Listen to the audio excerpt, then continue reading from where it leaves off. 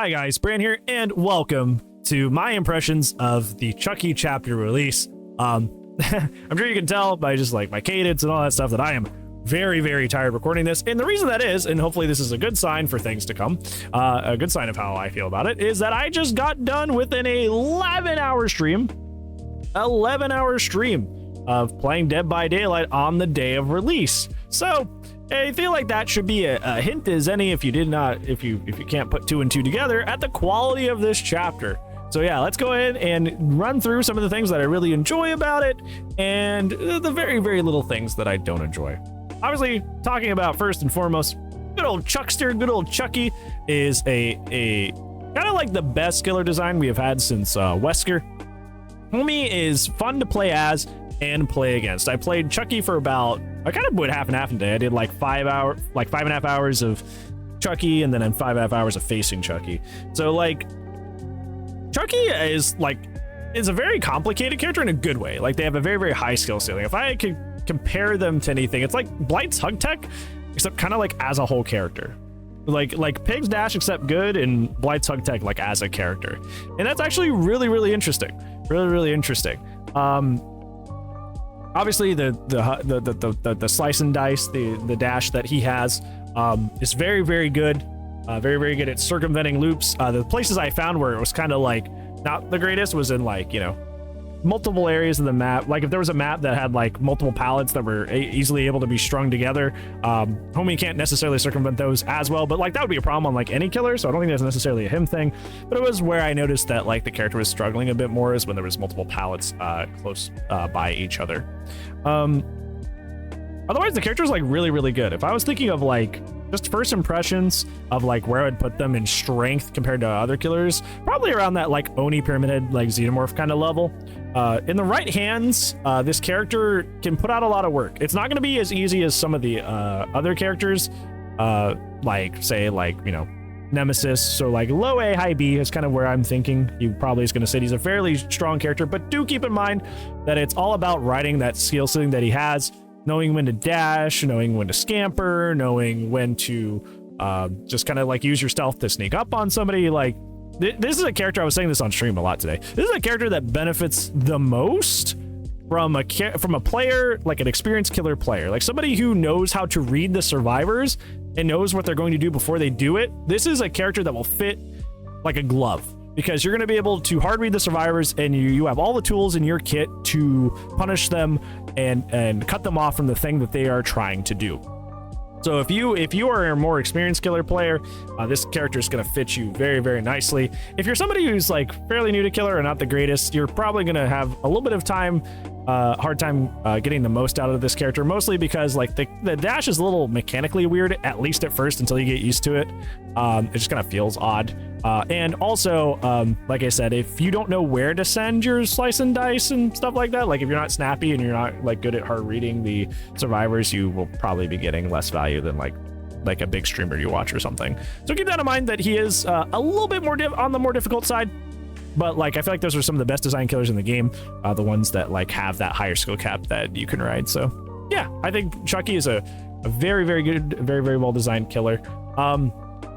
They are walking back the batteries included change, because the you know, behavior greed was a little bit too rough, but that is not live yet. That'll be in a hotfix patch, so I'm glad they're doing that, because I do think that was a little bit harsh. Friends till the end, his perk is probably the standout perk still of this patch. It's very, very fun with like furtive chase and other obsession switching perks, and it's unlike other obsession switching perks, it's kind of a perk that can kind of stand on its own. You can kind of run this by itself as like a pseudo info perk to keep pressure on everyone, so it's pretty good. It's probably the one that'll stay around. The last perk, the one where it blinds people after you've been stunned twice, is not very good. It's just not very good. It's a funny perk. It's kind of like, you know, it's you know, most comparable counterpart Blast Mine, where it's like it's a mild inconvenience to the survivor, but it doesn't really affect much. So you might catch somebody off guard, especially a less experienced player, getting blinded and suddenly like running the wrong way, and you get the down as a result. But like by and large, I was not getting value out of this perk, and I kind of expected it. It is kind of like the weakest perk to come out of this chapter, so that doesn't surprise me. The Trickster changes, I'm gonna have to like kind of like hold off on saying because there's a lot of bugs with the character right now. So it's kind of like, you know, kind of the jury is out on that. I will say that we did face a couple Tricksters while I was playing the Survivor end, and like that main event, getting that main event so quickly is still a problem. Switching it, adding just 3 more knives onto like the main event requirement did not help. Plenty of situations where chases just ended way prematurely for like no reason. We had a particularly frustrating match where a Trickster was just using the main event build, the easy main event build up to just proxy camp the hook and just literally just trade. Let's just force hook trades the entire match.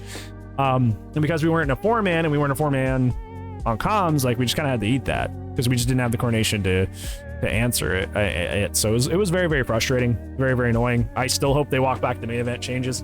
Everything else is fine, but like the main event changes, they got to figure out something better to do with that, with the main event, because the way it is, it's just way more oppressive and way more obnoxious, especially when it was used in that like camping regard today. In terms of the Survivor end of things, obviously there was no release, but what I can tell you about is the experience of facing Chucky, and it's kind of like, you know, just as fun to face Chucky as it is to play as Chucky, because, you know, like I was saying, like Chucky works best in the hands of a player that is able to read the survivors, is able to kind of guess what they're doing. So on the flip side, the best kind of players that exist to counter Chucky are the ones that, you know, do act in a way that are very, very like subvertive of expectations. Very, very smart players, very, very good loopers are the ones that benefit the most from Chucky. The people who like to just like kind of pre-drop or camp pallets, obviously you're just going to get scampered on. So those lazy players are going to get punished, or those super safe, boring players are going to get super punished, which is good. And the people that are really going to shine against Chucky are the really, really good loopers. And I think that's really, really good because, you know, Chucky shines in the sense that like he's not another character, because there's a lot of characters in DBD, especially, you know, recently, where like, you know, the whole point is kind of like having such an oppressive power that it doesn't matter if you're good at looping. It doesn't matter if you're good at these things. So, you know, I'm just going to down you anyway, which to a certain extent is, you know, required in modern day DBD, but it's also really, really frustrating in the Survivor end when you get really, really good and it feels like there's nothing you can do. Against Chucky, the better player you are, the better you are at facing him, which is really, really good. This is going to be a character that feels good to play against the better you get at Survivor. It's going to feel really BS at first, I will say that. If you're somebody who doesn't care for Survivor, only plays Survivor casually, you're not interested in getting better at the role, especially at looping, this character's going to feel bad for you to face. You're going to feel like he's OP, he's super oppressive, you're going to think he's like top 5 in the game. You're going to overreact at first. But do keep in mind that, you know, like with a lot of things, that is a choice you make. If you don't want to, you know, focus on the harder things in DBD, like getting better at looping, you know, this is a character that's going to punish you for that. Character's going to punish you for that. But for, you know, other people that are wanting to, you know, get better at the game and show off their skill, Chucky's going to be a good one that you can, you know, show that skill against. So, yeah. The map changes aren't very noticeable. I will say that. The Mother's Dwelling, Temple, you know. Garden of Joy, they reverted that breakable wall downstairs, but kept the one upstairs. It's just like, like I said, during the developer update and PTB stuff, it's like these changes they seem like more band-aid fixes and stuff that was not very, it didn't really address the big problems with them, with the maps.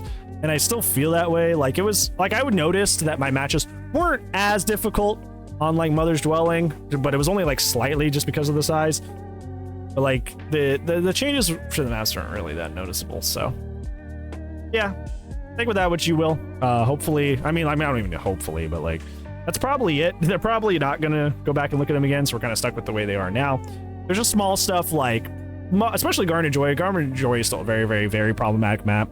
That's upsetting. They kept the God window on Mother's Dwelling, which is weird. I don't know why we need God windows in 2023. There's just a lot of stuff that's just like, it feels like it was just kind of like, they tried a little bit, but not a lot, and it could honestly have used more focus, but I don't have confidence that they will go back and adjust that any further. So I'm kind of stuck with the way it is. They are slight changes that are slightly better, so better than nothing. So don't look the gift horse in the mouth, I guess, but I still wish they had done more. But other than that, that's it. That's basically it. Mostly positive. Like, this is one of the most positive chapters we have had probably since the Resident Evil Chapter 2 release. So if you were hesitant about the game, you were hesitant about buying Chucky, you were hesitant about getting on in the game right now, I will say almost like a 10 out of 10 chapter. It's really lovely, really, really great. And it is a great time to be playing Dead by Daylight. So hop hop in the game. It has my full recommendation, full approval. So yeah, what do you guys think of the Chucky chapter? Let me know down in the comments below. But that's gonna be it for today's video, friends. Thank you so much for watching, but I do upload daily, so I will see you tomorrow.